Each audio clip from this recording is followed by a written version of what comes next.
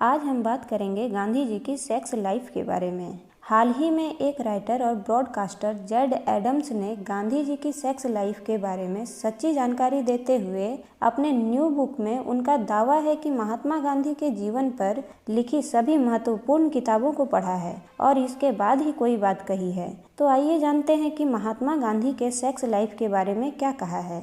तो स्टार्ट करती हूँ अपनी वीडियो को। महात्मा गांधी के जीवन पर बोलने वालों में उनके कट्टर समर्थकों से लेकर उनके कट्टर विरोधी भी शामिल रहे हैं, लेकिन उनमें ऐसे लोग भी शामिल हैं जिन्होंने अच्छे और बुरे ज्ञान को तलाशने की कोशिश की है। यह बात हम सभी जानते हैं कि सेक्स एक ऐसा विषय रहा है जिस पर आज भी लोग इंडिया में इस बारे में खुलकर बात नहीं करते हैं, लेकिन महात्मा गांधी ने 75 साल की उम्र में भी सेक्स के बारे में खुलकर बात करते थे, जिसके कारण गांधी जी आजीवन आलोचना के शिकार रहे। कहा जाता है कि सेक्स पर गांधी जी के विचार लोकप्रिय नहीं थे। जब गांधी ने कुछ नवविवाहितों को सलाह दी कि वे अपनी आत्मा को पवित्र बनाए रखने के लिए ब्रह्मचर्य का पालन करें, तब जवाहरलाल नेहरू ने गांधी जी के इन विचारों को असामान्य और अप्राकृतिक कहा था। महात्मा गांधी के विश्वासों, शिक्षाओं और असामान्य निजी विचारों में पवित्रता एक ऐसी हठ लगती है जिसके उदाहरण उनके विचित्र सेक्स जीवन की कहानी सामने आती है।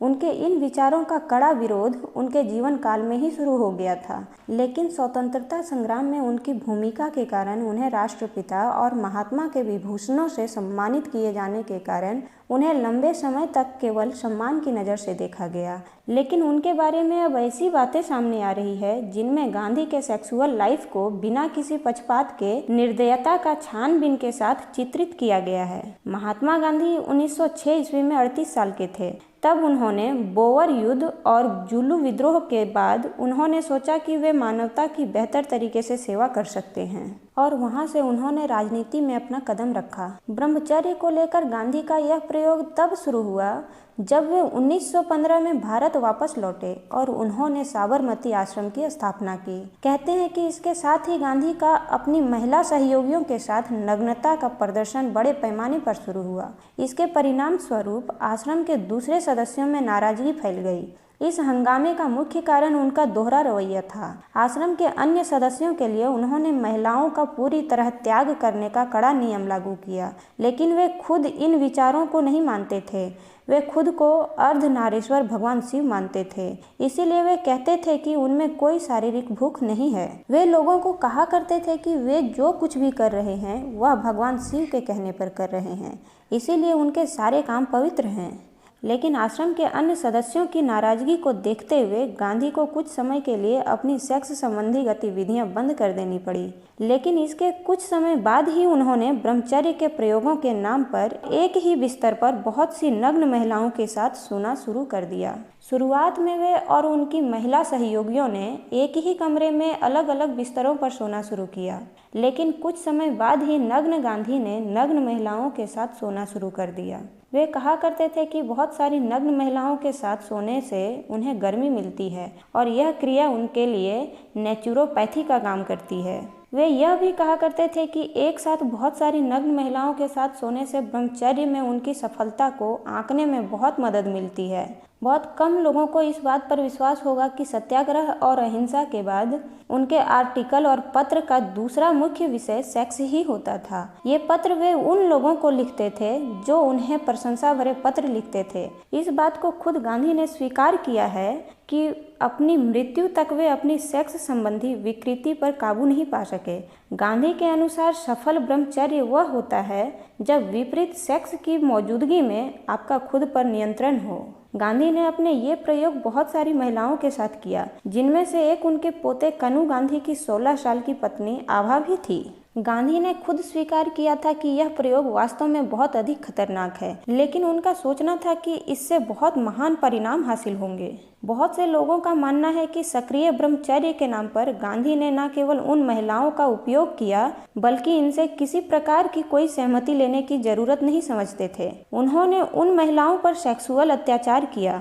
गांधी के बारे में आचार्य विनोबा भावे ने कहा है कि अगर गांधी सच्चे ब्रह्मचर्य हैं तो गांधी को ब्रह्मचर्य को लेकर किसी तरह की प्रयोग करने की कोई ज़रूरत ही नहीं है और अगर वे झूठे ब्रह्मचारी हैं तो उन्हें सिद्धांत रूप से यह प्रयोग नहीं करना चाहिए था। लेकिन गांधी का कहना था कि उनके इन प्रयोगों से बहुत अच्छे परिणाम निकले हैं। दिसंबर 1946 में गांधी नोआखाली गए। उस समय मनु उनके साथ सोती थी। वे उस समय कहा करते थे कि नग्न मनु के साथ उन्हें नग्न सोने से बहुत लाभ हुआ है। इससे उन्हें देश विभाजन और हिंदू मुस्लिम एकता जैसी गंभीर समस्याओं पर विचार करने में मदद मिली है। वे कहा करते थे कि वे मनु के साथ उसकी माँ की तरह सोते हैं और आभा और मनु उनके चलने का सहारा है। तब मनु शादीशुदा थी और उनके पति का नाम सुरेंद्र मसरू वाला था। मार्च 1945 में उन्होंने प्रेस रिपोर्टर में कहा था कि नग्न आभा और मनु के साथ सोकर उन्हें ब्रह्मचर्य के अपने प्रयोगों में बहुत सफलता मिली। पहले ये प्रयोग मैं कस्तूरबा के साथ करता था, लेकिन तब ऐसा परिणाम नहीं निकला था। स्वाभाविक है कि इन बातों से गांधी की तीखी आलोचना होती थी और ब्रह्मचर्य के नाम पर सेक्स की विकृति से उनके करीबी सहयोगी भी नाराज हो गए थे। एक दिन उनके स्टेनोग्राफर आरपी परशुराम ने उन्हें नग्न मनु के साथ लेटे देखा तो उन्होंने अपना इस्तीफा दे दिया और वे चले गए। आरपी परशुराम ने जब ये सब रोकने के लिए कहा तो गांधी का जवाब था कि वे जो चाहते हैं वह करने के लिए स्वतंत्र हैं। उन्होंने आरपी परशुराम से कहा, आप आश्रम में रहें या जाएं, मुझे कोई फर्क नहीं पड़ता। निर्मल कुमार बसु गांधी के बड़े करीबी सहयोगी थे और गांधी के नोआखाली दौरे पर वे उनके साथ थे। 17 दिसंबर की रात को एक ऐसी घटना घटी जिसने निर्मल कुमार को गांधी का कट्टर आलोचक बना दिया। उस रात भी गांधी हमेशा की तरह नग्न मनु और सुशीला नैयर के साथ सो रहे थे। सुबह होने पर उन्होंने देखा कि गांधी तीखी आवाज में चिल्ला रहे थे और अपने माथे को दोनों हाथों से पीट रहे थे। इस बात का जिक्र ना तो मनु और ना ही सुशीला ने कभी किया कि उस रात को क्या हुआ था। तो निर्मल कुमार ने हमेशा के लिए गांधी जी को छोड़ दिया और एक पत्र लिखकर गांधी के प्रति नाराजगी जाहिर करते हुए कहा था कि वे युवा महिला सहयोगियों का जीवन बर्बाद कर रहे हैं। उनका कहना था कि यह बड़े शर्म की बात है कि सेक्स के मामले में ऐसे ढोंगी व्यक्ति के लिए हम महात्मा और राष्ट्रपिता जैसे शब्द का उपयोग कर रहे हैं। और इसी के साथ अपनी वीडियो को एंड करती हूँ। वीडियो कैसा लगे कमेंट बॉक्स पर जरूर बताएं और वीडियो को जरूर लाइक कीजिएगा, जिससे मुझे भी और वीडियो बनाने का मोटिवेशन मिलती रहे। Bye bye.